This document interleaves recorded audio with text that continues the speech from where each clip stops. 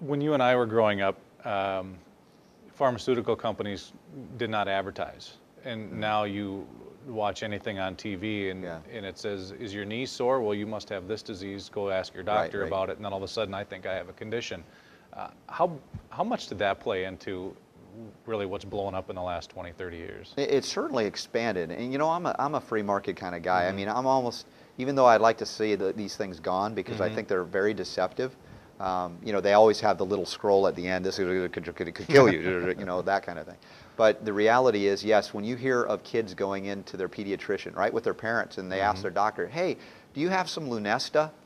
Because there's there's a pretty Sure. butterfly in the Lunesta Yep. commercial, right? You don't think that's impacting children's thought forms as they age? On Mm-hmm. top of what I mentioned, that the parents, by and large, just take drugs. It's just a matter of course because they were programmed even before we had these commercials.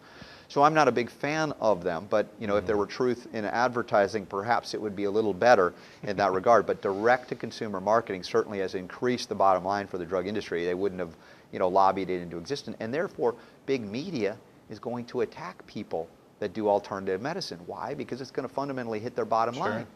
The drug commercial, are you kidding me?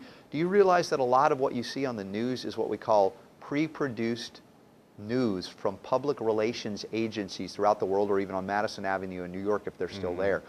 Literally produced by drug industry, and they supply complete news to the evening news, to CNN, Mm-hmm. to Fox, to all of these things. And they play it out like it's actually, oh, this is news. This was made by drug companies. And that's why the growth of the new media is so very important.